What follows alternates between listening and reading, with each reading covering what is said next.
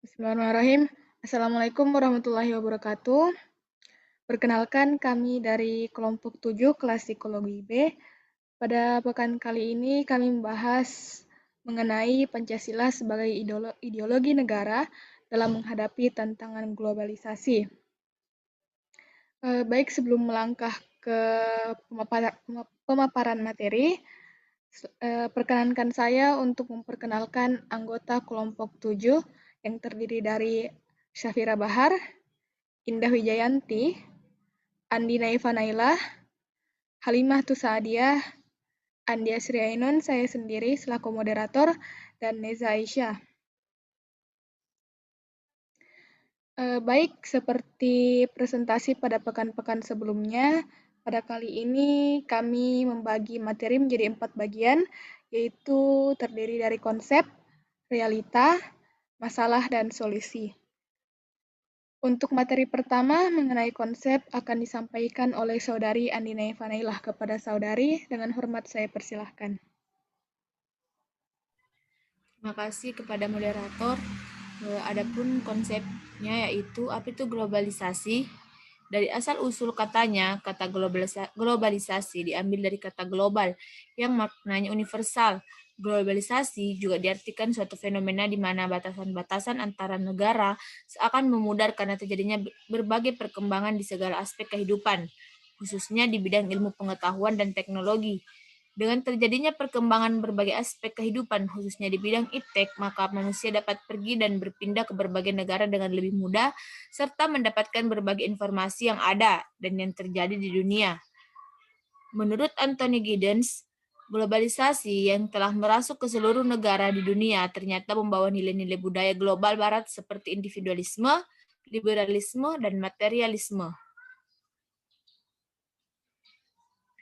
Menurut James Petras dan Feldmayer, globalisasi akan menyebabkan ketergantungan suatu negara terhadap negara lain dalam seluruh sektor kehidupan, baik politik, ekonomi, maupun budaya. Globalisasi merupakan imperialisme gaya baru yang perlu mendapatkan perhatian negara karena dapat mengancam keutuhan negara bangsa. Sebagai salah satu negara yang terbuka terhadap setiap perubahan lingkungan strategis, Indonesia sangat terpengaruh oleh arus globalisasi yang sangat melanda seluruh negara-negara di dunia. Dalam perkembangannya, globalisasi akan menumbuhkan semangat keglobalan dan semangat kedaerahan yang tentunya akan membahayakan semangat nasional yang didasarkan pada cara pandang bangsa atau cara pandang nasional. Selanjutnya saya kembalikan kepada moderator.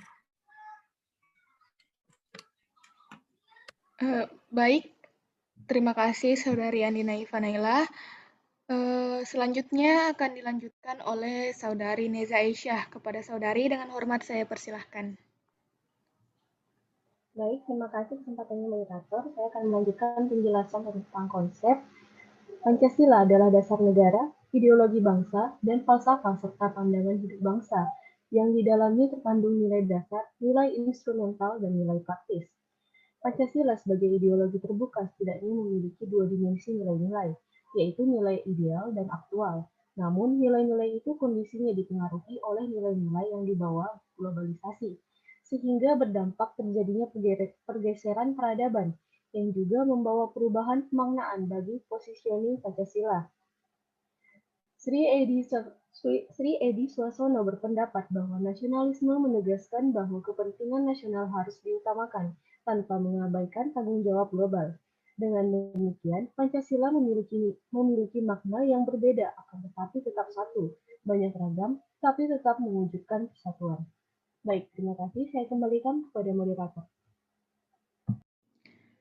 Baik, terima kasih Saudari Neza Aisyah. Materi selanjutnya yaitu bagian B mengenai realita yang akan disampaikan oleh Saudari Syafira Bahar. Kepada Saudari dengan hormat saya persilahkan. Terima kasih atas kesempatan yang diberikan. Saya akan menjelaskan bagian realita. Globalisasi membawa perubahan dalam tatanan dunia internasional yang pengaruhnya langsung terhadap perubahan di berbagai negara. Salah satu dampak dari perubahan-perubahan tersebut adanya kecenderungan memudarnya nasionalisme bangsa Indonesia. Di era globalisasi ini, peran Pancasila tentulah sangat penting untuk tetap menjaga eksistensi kepribadian bangsa Indonesia. Karena dengan adanya globalisasi, batasan-batasan di antara negara seakan tak terlihat, sehingga berbagai kebudayaan asing dapat masuk dengan mudah ke masyarakat.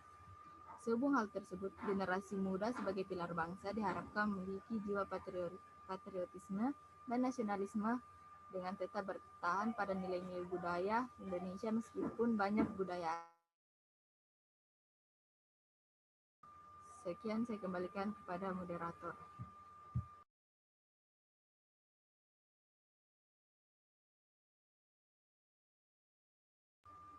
Maaf, selanjutnya itu Pancasila hendaknya mampu menyaring dampak dari globalisasi yang mampu membawa perubahan pada tatanan dunia khususnya bagi masyarakat Indonesia. Dengan berpegang teguh pada Pancasila, maka masyarakat Indonesia mampu mewujudkan nasionalisme Indonesia.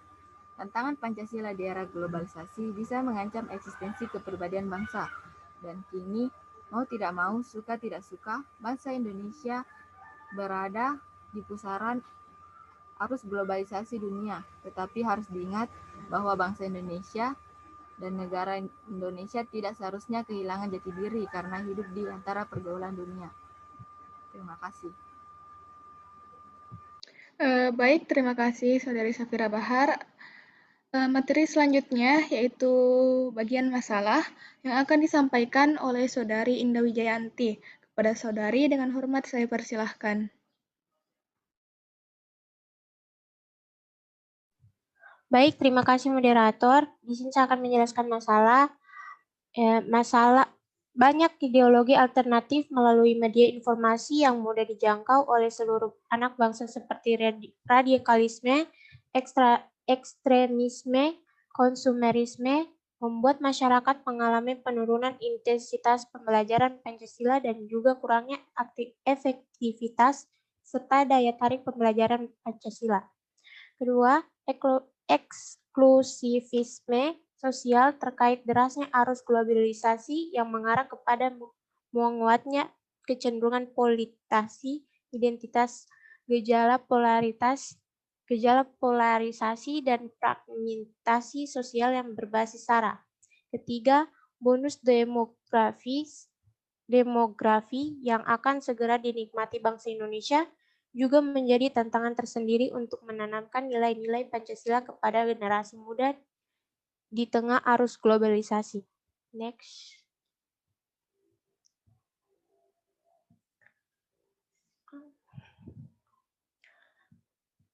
Berikutnya, tantangan yang dihadapi negara dalam konteks aktualisasi nilai-nilai ideologi sejauh ini adalah berkembangnya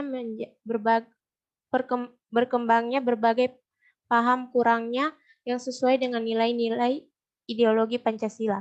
Sila pertama, interaksi nilai spiritualisme ketuhanan yang Maha Esa versus nilai komunisme atau sosialisme, sekularisme, teokrasi, dan liberalisme. Adanya pemikiran untuk membentuk negara kilata dari sebagian kelompok masyarakat. Seiring dengan itu, terdapat pula upaya pembatasan kelompok agama lain untuk membangun sarana rumah ibadah yang digunakan sebagai tempat untuk melaksanakan kegiatan agama. Sila kedua, interaksi nilai kemanusiaan yang adil dan beradab versus fundalisme dan sektarian. Era keterbukaan informasi sekarang ini dimaknai secara bebas tanpa batas, sehingga tercatat beberapa hasil dari perilaku perundungan, persekusi, dan menghujat orang. Sila ketiga, interaksi nilai persatuan Indonesia versus nilai hegemoni komunitas dan pesimisme. Terlihat dari orientasi persatuan sebagian anggota masyarakat dari persepsi kepentingan kelompok. Kegiatan yang dilakukan sebagian dari masyarakat yang lebih mementingkan kelompoknya daripada keindonesiaan secara umum. Sila keempat, interaksi nilai kerakyatan yang dipimpin oleh hikmah kebijaksanaan dalam permusyawaratan perwakilan versus nilai liberalisme dan hegemoni sektarianisme. Terlihat dari praktik politik, identitas politik, dan politik irasional dan politik uang. Sila kelima, interaksi nilai keadilan sosial bagi seluruh rakyat Indonesia versus nilai kapitalisme, hedonisme, dan individualisme.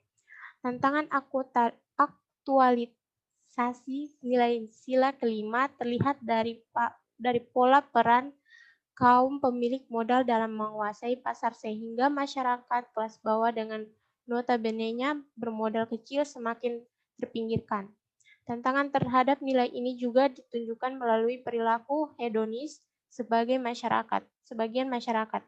Bergaya hidup boros menjadi bagian pelengkap dari perilaku hedonis tersebut. Sekian dari saya, kembali ke moderator. Baik, terima kasih Saudari Indah Wijayanti. Materi selanjutnya yaitu mengenai solusi akan disampaikan oleh Saudari Halimah Tusadia. Kepada Saudari dengan hormat saya persilahkan.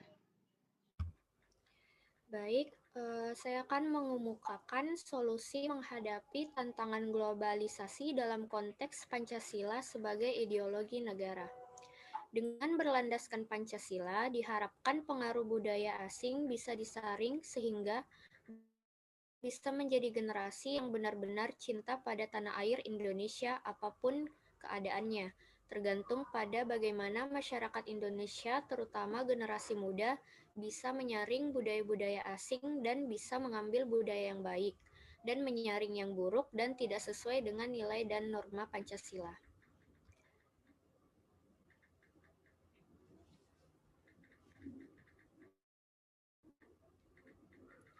Adapun beberapa bidang yang memiliki peranan penting dalam mewujudkan nilai-nilai Pancasila sebagai ideologi untuk menghadapi tantangan globalisasi sebagai berikut.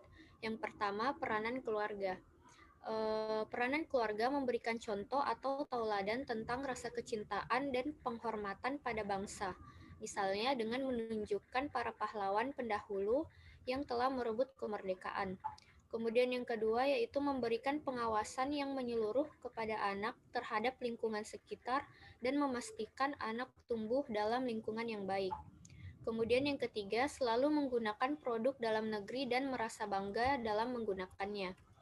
Kemudian peranan yang kedua yaitu peranan pendidikan. Peranan pelajaran tentang pendidikan Pancasila dan kewarganegaraan dan juga bela negara. Kemudian menanamkan sikap cinta tanah air dan menghormati jasa pahlawan dengan mengadakan upacara setiap hari Senin dengan penuh hikmat.